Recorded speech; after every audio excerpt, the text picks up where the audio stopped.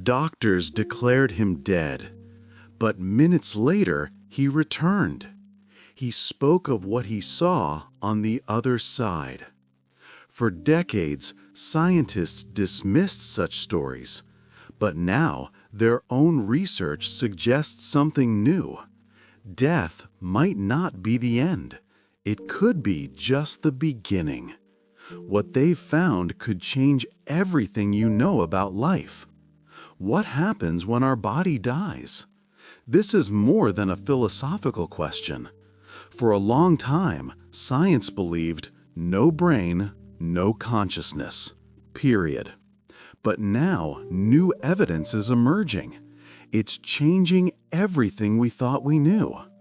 This is very important. We won't discuss heaven or hell. Instead, we'll focus on a key scientific question. Can our consciousness exist without a brain? Our brain, we assume, creates consciousness. So if the brain dies, consciousness should disappear. That's logical, right? But what if that's not true? Scientists began collecting evidence. They aren't studying mysticism. They're examining real-world cases. These are people who survived clinical death. Their brains were not active, yet they saw, heard, and felt things. They returned with accounts that defy our known understanding. These aren't mere anecdotes. There are thousands of such stories. These stories became the starting point for serious research. We'll explore how scientists try to understand them. Is there a scientific basis for our self continuing after our heart stops? What they're finding is truly fascinating.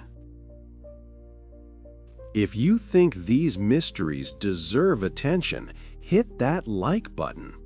And to not miss future scientific breakthroughs, subscribe to Mysteries of the Spirit now.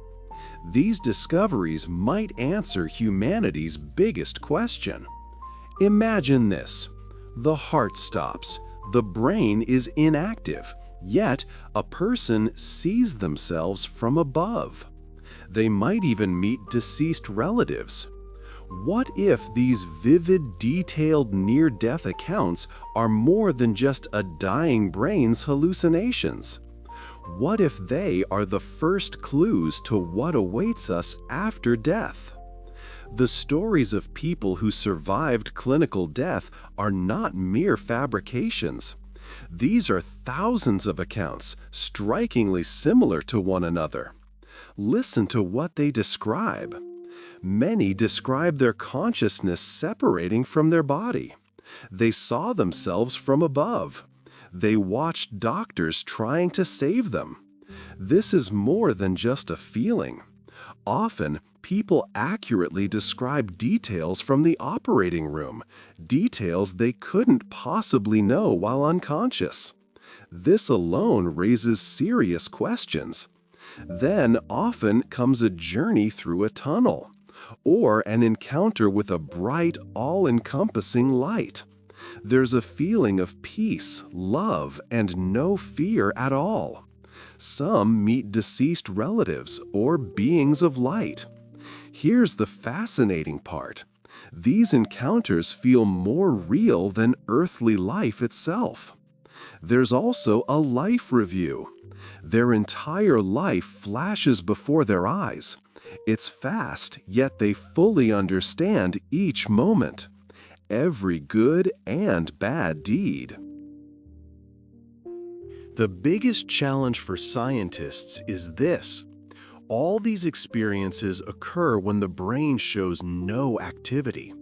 The EEG shows a flat line. Yet, people don't just see things. They describe complex, sequential experiences. How is this possible? These experiences don't resemble simple hallucinations. Hallucinations are usually chaotic and disjointed. These very phenomena are pushing scientists to dig deeper.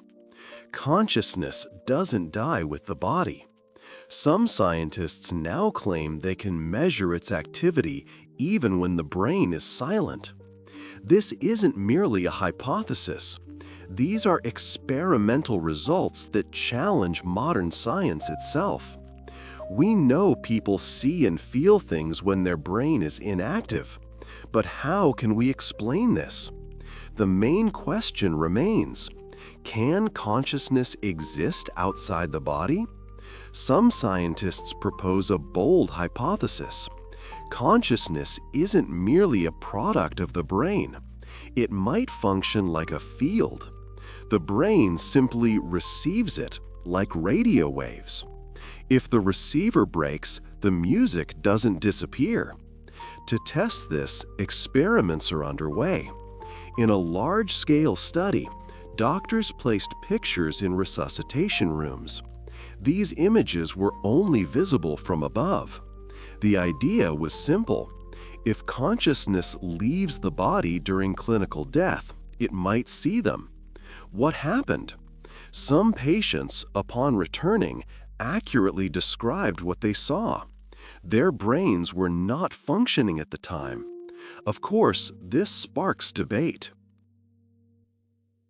Critics point to limited cases, residual brain activity, hallucinations, or sheer coincidence.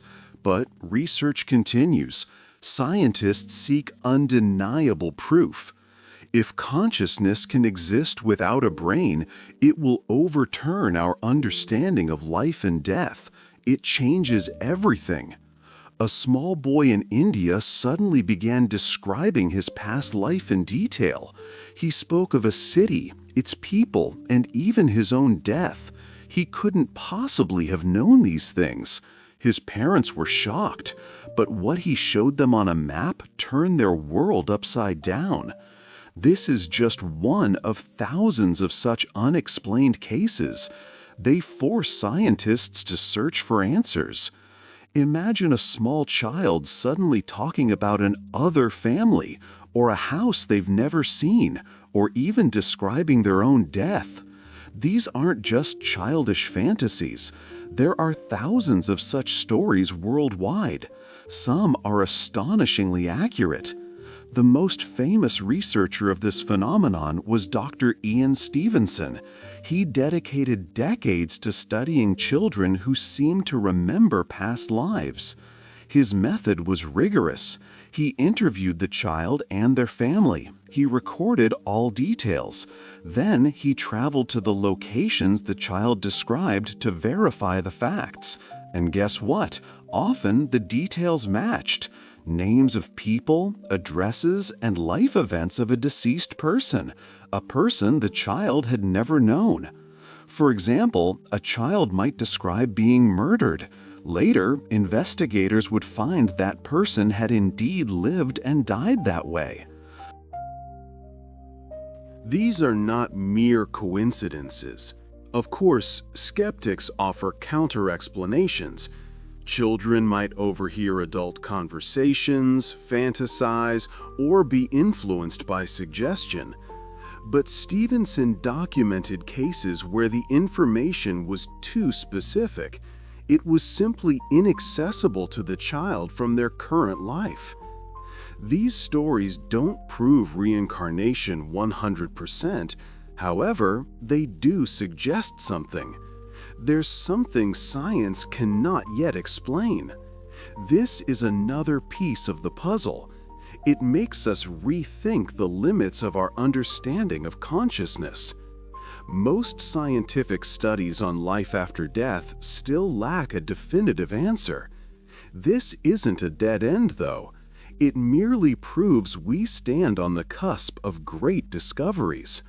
What science cannot explain today might overturn our understanding of reality tomorrow. So, we've explored everything from near-death experiences to unusual, thought-provoking cases. But what's the bottom line? Is there scientific proof of life after death? No direct, undeniable proof exists yet. This is important to understand. Science demands reproducible experiments. These must be repeatable under controlled conditions, and death, as you know, is hard to control. The main problem is that all evidence comes from personal experience. It's hard to measure, repeat, or verify with objective instruments. Critics suggest the brain can generate complex hallucinations during stress, or that these are simply coincidences we want to believe. But here's what's intriguing. Thousands of similar accounts exist. People share details they couldn't have known. Some out-of-body consciousness experiments even show results. All this doesn't fit a simple explanation. Science cannot simply dismiss it. That's why research continues. Scientists seek new methods and fresh approaches. Perhaps future technologies will allow us to explore the nature of consciousness more deeply. Maybe we'll someday understand it's not solely tied to our physical body.